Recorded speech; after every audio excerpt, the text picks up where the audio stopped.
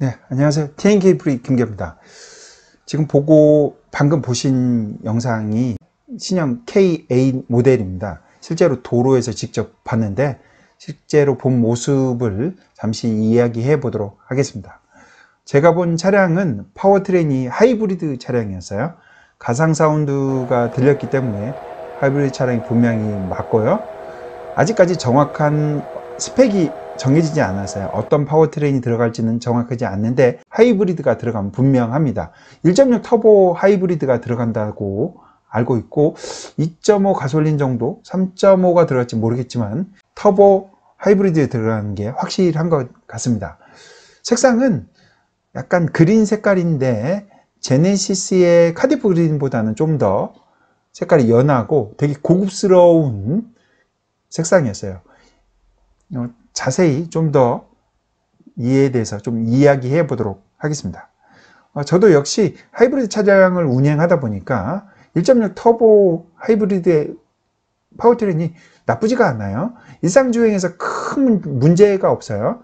아주 과감한 퍼포먼스를 보여주지는 않지만 일상주행에서 전혀 문제가 되지 않고 연비도 아주 좋기 때문에 아주 K8에 들어갔는데 이 파워트레인이 많은 사람들이 선택하지 않을까 생각하고 있습니다. 초기에 티저 사진을 공개했을 때 외형에서 봤을 때 저도 전면부 그릴 부분을 보고 상당히 호불호가 많이 갈릴 것으로 생각했었어요. 그래서 전면부가 조금 그렇다 했는데 막상 실제로 보니까 전혀 그렇지도 않고 이 약간의 녹색 색깔이 굉장히 괜찮았어요. 눈에 크게 띄지도 않으면서 되게 고급스러운 그런 색깔이었어요. 여기 보시면은 이 앞에 그릴 부분이 굉장히 커져서 좀 문제가 되는데 실제로 보면 그렇지 않다. 상당히 더 고급스럽게 보인다. 그래서 제가 생각할 때 K8 모델도 판매량이 상당할 것으로 보여집니다.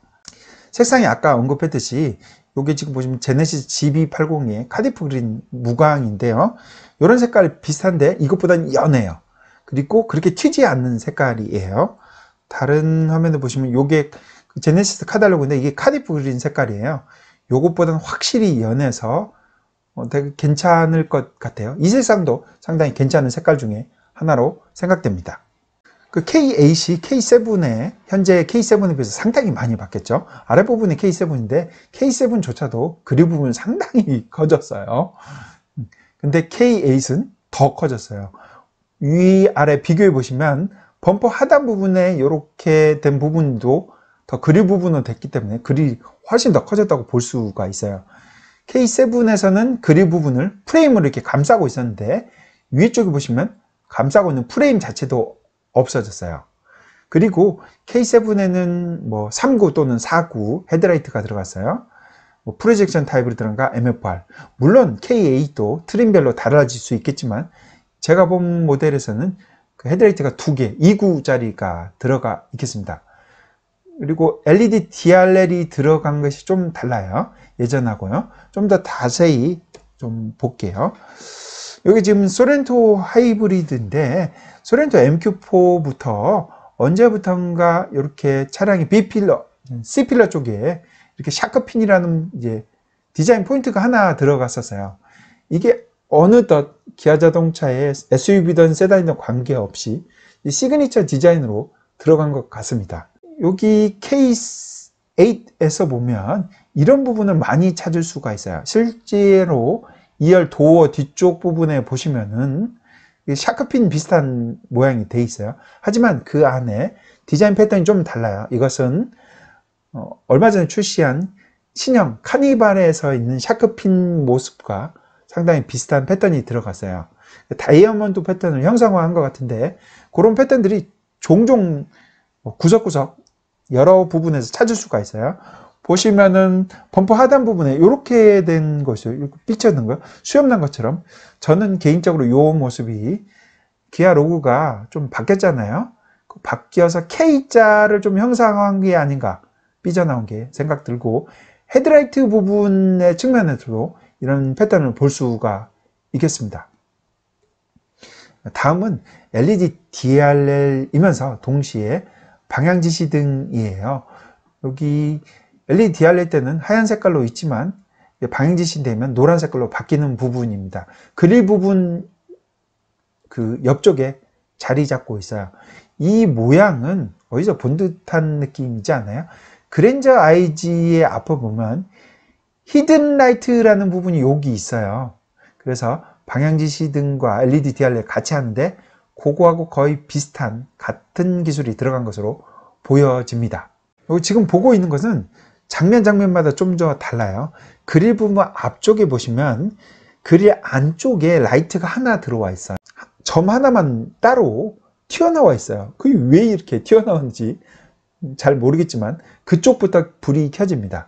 여기 보시면 불이 하나 먼저 노란색으로 켜지고, 그리고 다음에 보시면 그릴 바깥쪽도 같이 켜져서 2개 켜지고, 다음에 3개 위아래 켜지고, 그 다음에 4개 이렇게 해서 시퀀셜하게 켜져요. 한꺼번에 그 방향지시 한꺼번에 쫙 켜지는 게 아니라 하나 켜지고 2개 켜지고 3개 켜지고 시퀀셜하게 이렇게 그래픽 아우디나 이런 데서 종종 많이 쓰는 시퀀셜 그런 타입의 방향지시등이 되겠습니다. 물론 전면부 말고 후면부는 사진은 없지만 제가 눈으로 본 게 똑같이 시퀀셜로 동일하게 켜지고 있습니다.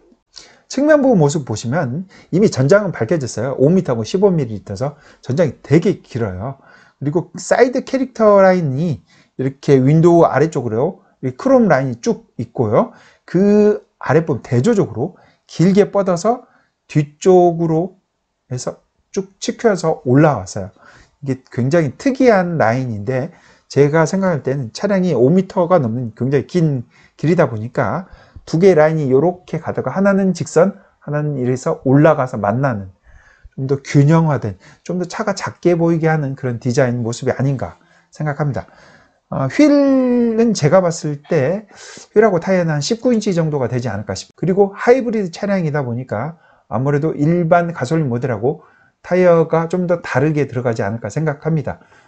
아무래도 그 저항력이 좀 더 적은 그런 타이어가 들어갈 것으로 보여집니다. 그리고 아까 말했듯이 2열 도어 쪽에 보면 샤크핀 비슷하게 디자인 포인트라고 할 수 있죠. 이쪽에 있는 거 그대로 들어가 있겠습니다. 확실히 이쪽 보시면 쿠페 라인을 보실 수 있겠죠.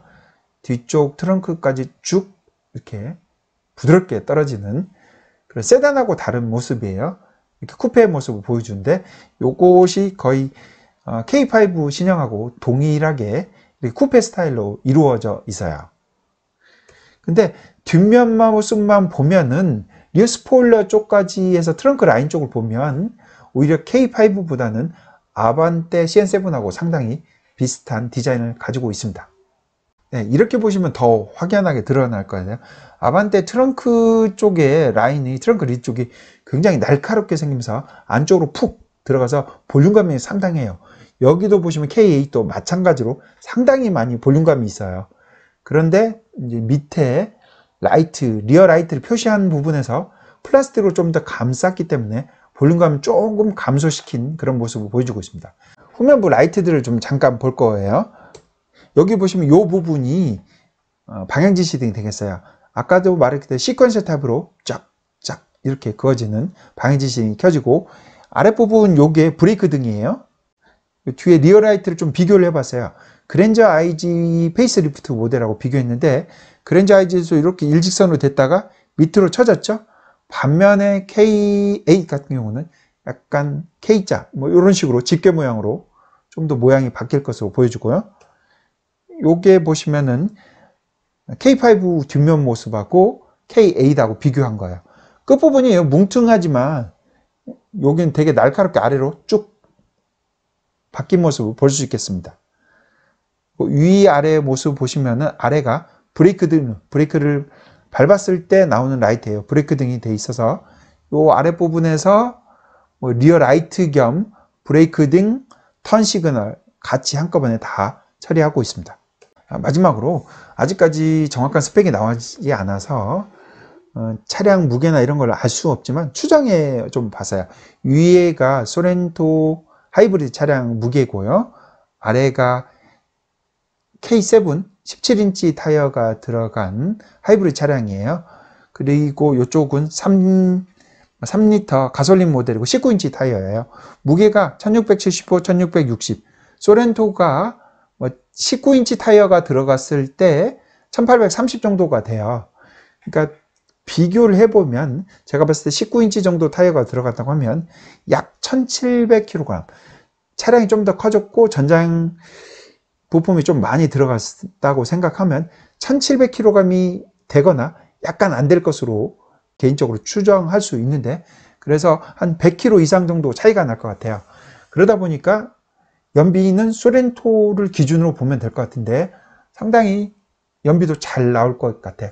제가 봤을 때 공식 연비가 한 15점 중반 정도가 1.6 터보 엔진이 들어가면 나올 것 같아요. 소렌토에 비해서 물론 차량이 세단이다 보니까 공기 저항도 훨씬 적게 받다 보니까 연비가 더 좋을 것으로 보이고, 파워트레인 중에서는 역시 하이브리드가 가장 좋지 않을까 싶습니다. 전기차로 가는 시점에 마지막 내연기관이 하이브리드라고 저는 생각하고 있기 때문에 하이브리드를 선택하시는 게 좋을 것 같습니다. 다만 소렌토 하이브리드에서 문제점들이 있었어요. 그런 것들이 잘 해결됐는지는 먼저 살펴볼 필요가 있습니다. 어떤 문제점이냐면은 머플러가 물이 고여 있어서 터지거나 그래서 타공을 한 적이 있었어요. 그런 부분은 어떻게 해결할 것인가. 또한 1.6 터보 엔진을 쓰다 보니까 차량 내부에서 증발가스가 발생하는데 연료에서 그것을 다시 엔진에 넣어주는 부분이 있어요. 액티브 퍼지 펌프라는 게 따로 필요하게 되거든요. 거기에서 그 펌프가 생겨서 헬기 소리가 났기 때문에 이런 부분을 어떻게 해결했는지 그런 부분은 미리 알아보시고 하는 게 좋을 것 같습니다. 오늘 이렇게 새롭게 출시하게 될 기아 자동차 K8 모델에 대해서 외형을 잠깐 좀 살펴봤습니다. 감사합니다.